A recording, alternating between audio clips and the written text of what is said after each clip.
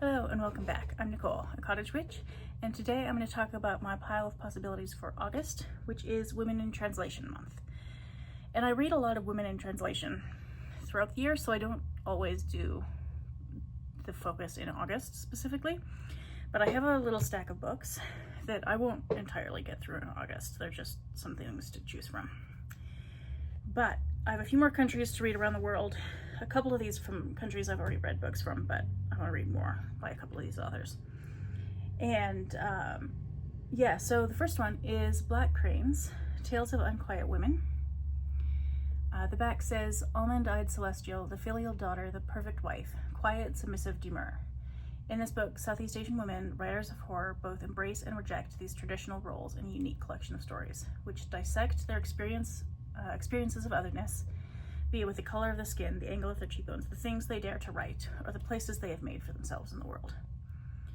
It's a dark and intimate exploration of what it is to be a perpetual outsider. So that sounds fun. This is God Dies by the Nile and Other Novels by Nawal El Saadawi. I've read books by her before, but I haven't read these ones. So there's God Dies by the Nile, Searching, and then The Circling Song. So I don't know if I'll read all of them, because, you know, that's 3 in 1, which is, well, only 500 pages. It's possible. I think she has passed away now, but she was an incredibly influential feminist in Egypt throughout the 1900s, and just so impressive. Really, she was a doctor, she was a writer, she was a very accomplished woman at a time when women weren't supposed to be able to accomplish anything. She just did anyway. She was arrested in 81 for criticizing Anwar Sadat. So she was imprisoned for a bit. She established a Women's Solidarity Association, which was outlawed. She lived in exile for a while, and then returned to Egypt, and then was forced to withdraw her candidacy. She was going to run for president, but the government persecution was too intense. And yeah, her books are widely translated into 40 languages, apparently, and she's written a lot of nonfiction as well, which I've read, and she's a fascinating person, so I really want to read more of her. This is another book by her. This is Innocence of the Devil, which is, there's a whole series called Literature of the Middle East. I will Google that right after this. Yeah. Foremost feminist writer in Egypt, again confronts the role of women in Muslim society. She writes beautifully and in abundant and evocative physical detail of an Egypt that remains closely tied to the land and to a way of life that in many aspects has not changed for centuries. So yeah, she's just an endlessly fascinating person. This is Narinjah, the Bitter Orange Tree by Jokha Alharthi. She wrote, what was the book that she wrote that I read? Celestial Bodies.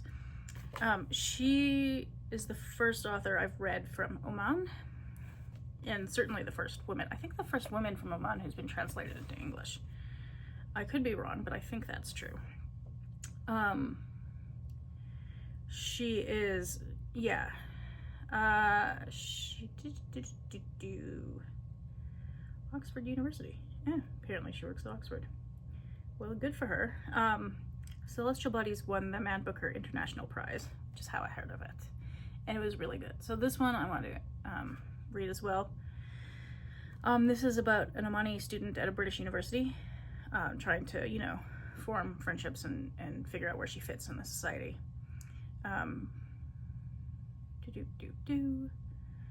There's a woman in Oman who she thought of as her emotional grandmother who just passed away, and so she's thinking about the relationships in her life. And yeah, it presents a mosaic portrait of one young woman's attempt to understand the roots she has grown from and to envisage an adulthood in which her own power and happiness might find the freedom necessary to bear fruit. I think that's the end of the sentence. There's a sticker over it. So yeah, that'll be fun. This is the funniest title ever. This is Don't Be Afraid, Gringo. A Honduran woman speaks from the heart. So this is by a woman who, it's an oral history of Elvia Alvarado, who is Honduran. She's an activist.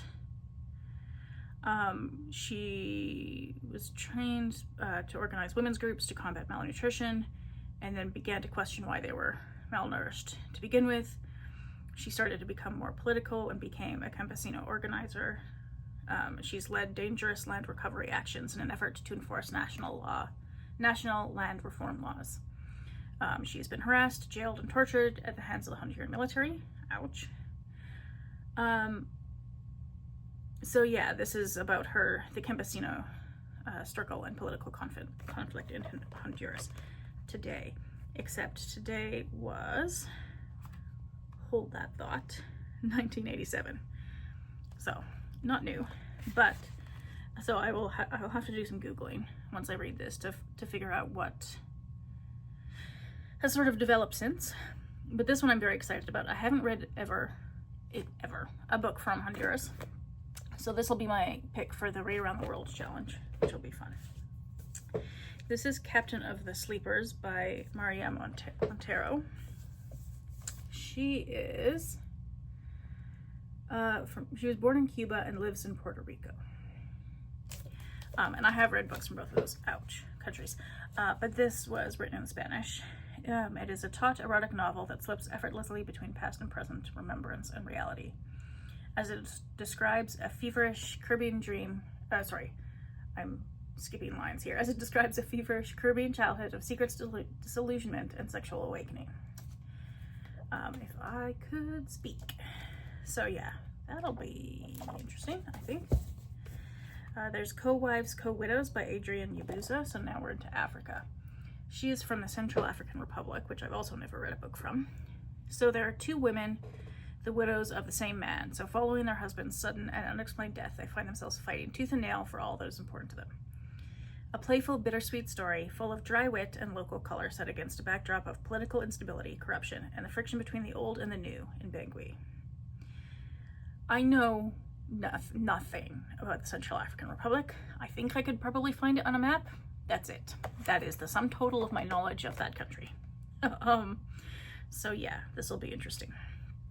And is it written in French? Yeah, it was originally written in French and published in Mali. She had to flee the civil war with her 5 children. In 2023, she got political asylum in France. Is self-educated. She worked as a hairdresser for a long time, and now is a full-time writer for adults and kids in Zango, Yakomo, Lingala, and French. That is very cool. This was written in 2015, first published in English in 2021. So a little more recent than some of my other ones. So that should be interesting. And then this is The Green Cow by Kristine Ulberga. It's a Latvian book. Haven't read a book from Latvia yet. It is about a tale of acceptance, or the lack of it, both by oneself and society at large, personal isolation, and the quest for individual freedom at all costs. She tells the story of a woman in a psychiatric hospital, and that of her lifelong companion that only she can see, the green cow. So, if you've been here for a minute, I have a whole decades-long history of mental illnesses, which is fun. They're all nice and stable at the moment, which, if they could stay that way for a minute, that'd be cool. But I read the description of this and thought that just sounds so interesting. It's a novel for anyone who has ever lost their freedom. Whoops. What is that? There's a postcard in it for some reason. Yeah, so that'll be fun. Then I've got The Door by Magda Szabó from Hungary. I have read a book from Hungary before. I can't remember what it was, but this will be another one. The Door is an unsettling exploration of the relationship between two very different women, Magda is a writer, educated, married to an academic, public-spirited. Emmerance is a peasant, illiterate and passive, abrupt, seemingly ageless. She lives alone in a house that no one else may enter, not even her closest relatives. She is Magda's housekeeper, and she's taken control of the household, becoming indispensable to her. So they share a kind of love, a dependence on each other, until Magda's long-sought success as a writer leads to a devastating revelation. Could be fun. And then the last one I've got for this Women in Translation Month is The Night Circus and Other Stories by Uršuľa Kovalyk. She is from, hold on, Košice, Eastern Slovakia. Currently lives in Bratislava. Have I ever read a book from Slovakia? I don't think I have. I think this is my Read Around the World book for Slovakia. Blending the naturalistic, the fabulistic, that's an interesting word.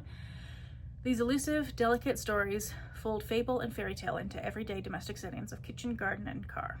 Women love and lose strange creatures they find by the garden gate. Dream dogs are liberated from the icy prison of the fridge. Bathrooms bloom into rainforests that souls can lose themselves in forever. Seemingly quotidian routines and unremarkable lives are pierced by Kovalyk's precise, sensual prose to reveal the magic lurking just beneath the surface of the daily skin of existence. So it sounds like ordinary life, but weird. So that'll be fun. So these are my options. I don't know. What am I read first? Actually, the Gringo one will probably be the first one because it just has the funniest title. And then definitely some Nawal El Saadawi. Those are definitely going to happen. And then possibly the book from Central African Republic or Latvia. Because I do have to get more into... there's a whole section of Central and West Africa. Whoops. That I have never read anything from, so I gotta put some work into that. So anyway, that's for August. We'll see how it goes. Thank you for watching, and I'll see you next time.